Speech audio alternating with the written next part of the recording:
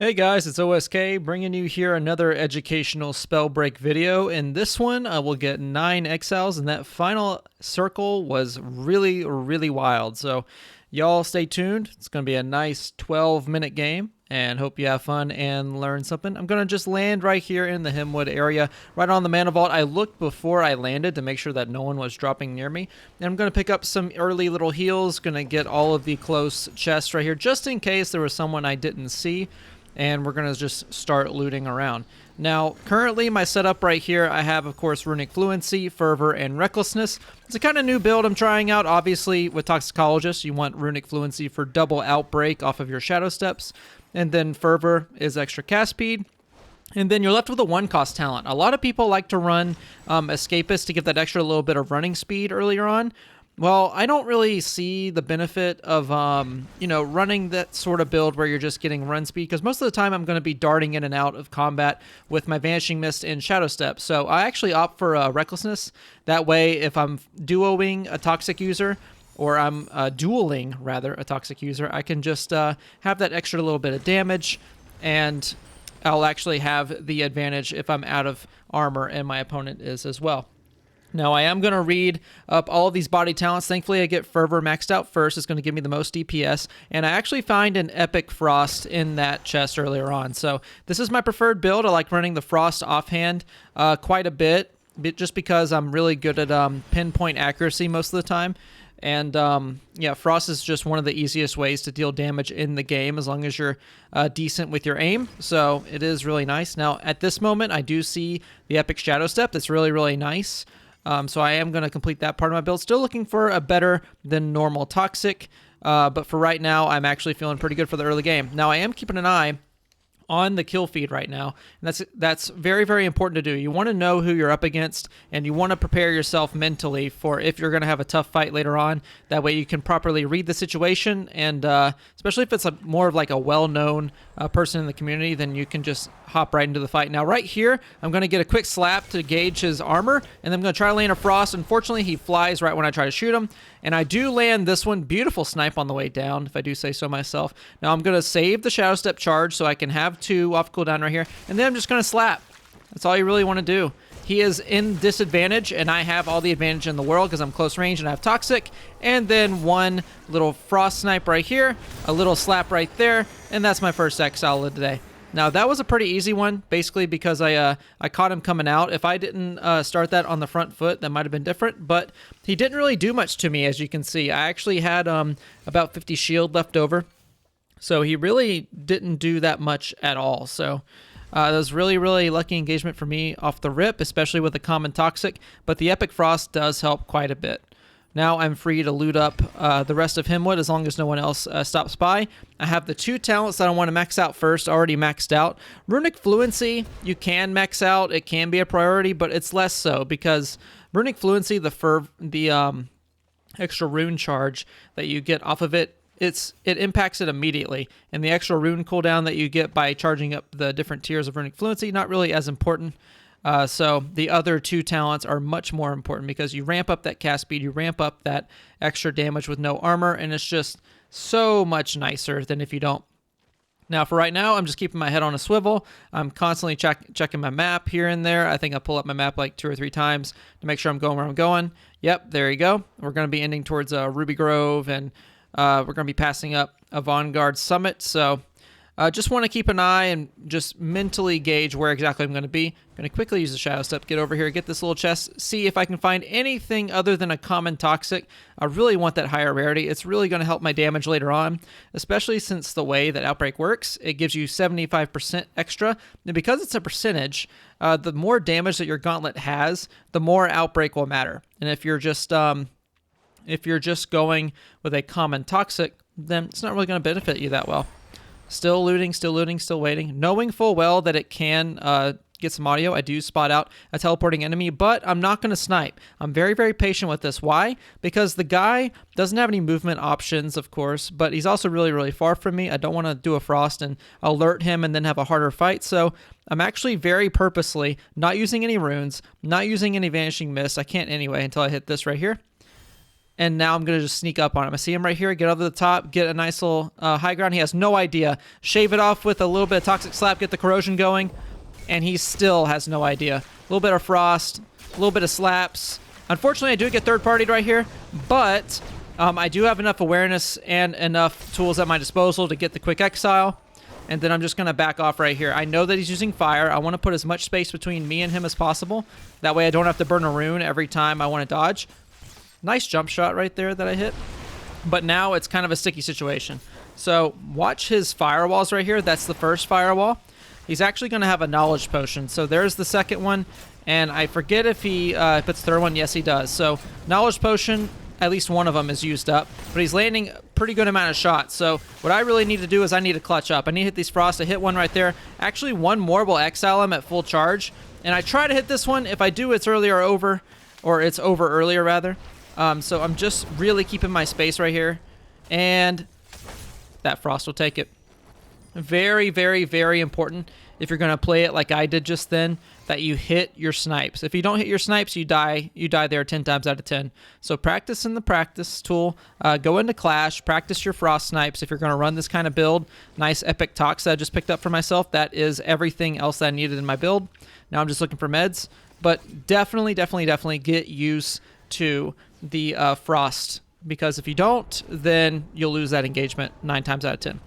Now I do hear some engagement over there, but I'm being very patient. I have my talents already up, fully educated, and now I'm just looking for any snipes. I'm not going to hit that one, but quickly notice that I'm getting pelted, so I am going to play this the exact same way. I'm going to keep space between me and my opponent and just let Toxic do its work. Now I do want to dive in close at some point to finish off a kill, but for right now I'm at a disadvantage. And if I burn on my movement options, then there's no way I'm getting away from fire. So I'm actually going to back off right here. Again, I'm at a disadvantage, and that's not where I want to be. So I'm going to put space between me and him. See how he's not hitting any Pyromancer or any fireballs? It's exactly what I want. So he's going to try to hit me right there. He actually gets third-partied, so I'm going to back off real quick, get some shield. I actually spot this guy out the corner of my eye, and we're going to start a fight with him. Now, he's also a Pyromancer. You can tell by that little icon to the left of his health and shield. And I'm just trying to land any sort of frost.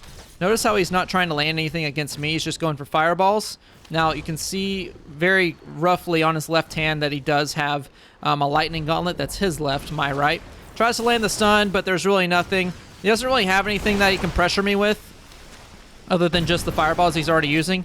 So this is just an easy slap fest. One more, and that's it.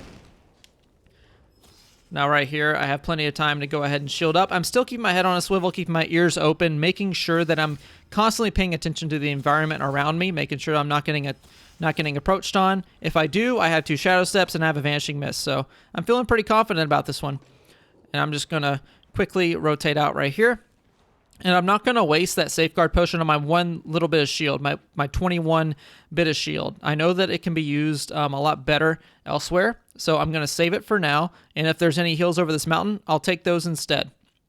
Now, I'm doing a good job of keeping the high ground. I noticed that guy out there on the mountain. He was the guy who engaged me earlier. So I'm going to keep him in the back of my mind and see if there's anybody over here. Now, I do drop the big, large safeguard potion to go ahead and top off my shield. Easy peasy, and pick it right back up. Now, see Mana Vault right here. I don't really need to pop it, but I'll go ahead. It'll attract attention. It'll get people coming my way, and I'm pretty confident in my abilities. And as long as you're like justifiably confident in your abilities, then you can go ahead and take risky plays like this. I'm still keeping the high ground up here. This is going to be a Star Wars meme, guys. Spellbreak is literally a Star Wars meme. Keep the high ground, and you win every single time. This fight's over. I have the high ground. Well, it's actually true. There's literally nothing that I can pick up off of that Mana Vault, so I'm going to leave it. And I'm going to try to go this high ground. I don't see the guy initially, but when I look back, he's literally just standing there. So I snipe him. Easy. Now, somehow I missed that one because I'm actually Pepega, but I get sniped in the head myself, so I'm going to burn my movement options, making sure that it doesn't happen again. I notice that there's fire behind me, so I got to be careful. I'm going to try to see how much health this guy has. Unfortunately, I failed twice at sniping him. But as you'll see right here, I do actually tag him once, and that'll gauge just how much health and shield that he has. I see that it's a lot, so I'm like, okay, I'm not going to fight this aggressively. I'm going to back off a lot, and I'm going to give him a lot of space. He can definitely blow me up if I'm not careful. Thankfully, I do have the health advantage now. So now I'm just like playing this safely, again, keeping space, knowing that there's plenty of people left and I could get third-partied at any point. I am going to play this very, very carefully. Thankfully, that opponent misses the firewall. I'm able to pressure this guy. I'm able to pressure that guy a little bit. I did hit them right out of the storm, and they're still approaching me. So I want to just, you know, play a little bit of tag with this guy. Trying to land the finishing snipe. Not going to work out there. There's another guy right here. He has no idea. Done. Skilladilla did not actually notice that I was coming up right behind him. Now, that guy Vanishing Mist, the way the cloud landed, he was in front of it, so I can assume that he's going forward with it. So I can actually dip right back here. I don't see anybody around. Still keeping the head on the swivel, and the large potion is mine. Just in the nick of time, too. Now, this guy, ooh, it's such a close fight. So I actually get hit quite a bit, but he was not expecting the turn. Outbreak is a wonderful thing, and thankfully, it saved me in that particular environment. He did not hit enough fireballs to really seal that out. If he hits one more fireball in that scenario, I am done, and this video does not get made. So you can't read, just need to straighten up that little bit. Now, I do notice the large health potion. That's going to help me quite a bit. Still looking for a little bit of shield, and I do find it off of this guy's body. Thankfully, the loot pinata has given me quite a bit of candy, and I'm eating it all up. And I'm going to do one last little armor shard, still keeping the last one for a rainy day, and I'm going to take the high ground immediately. It's not really in the zone, but I can still get to other spots just by going down a little bit. I'm going to try to see where everyone is. I noticed the talent scroll down there, and I noticed that there's a fight across the way. I don't really want to call attention to myself, but I go against my better judgment, so I am going to try to land a snipe for the highlight reel, but horribly misjudged. And now I'm going to try to look for more shields. This guy just pops up out of nowhere. Outbreak, second slap is going to be it. Apparently, I was listening to Last Snow by various artists on Tuesday, but immediately turned that off. I got a little bit shaky there, you know. I didn't really expect to hit my play button, but, you know, sometimes it happens like that. And I'm going to rearrange my potions just a little bit, just very quickly, because I like to have them in a certain order. And now I have this last little bit of shield I'm going to pop. Still keep my head on a swivel. Still want to make sure that I'm not getting approached. I see a shield off of this guy, and this is going to be very, very handy later. Always look for meds in the late game. It's going to be a great boon to everyone involved. Now, do you see this guy running away? The guy chasing him is wide open. Easy 56. Easy, easy, easy. Especially once you learn Frost, it's really easy. Now he's going to turn on me, try to land a little bit of fireballs. It's really, really far away, though, so there's really no shot as long as you're moving well. Now, I'm not really sure where he went. I'm going to try to get the drop on him right here. I don't see him at all, so I'm just going to shoot the bush real quick, make sure he's not hiding there. And I do see someone ticking out here. This is the easiest exile in the world. Caught out in the storm, not much you can do. Now, this last little circle is going to be really wild. Beautiful fireball by him to get me ignited, but I do a really good job of kind of kiting him. Unfortunately, get caught right there. Thankfully, not punished.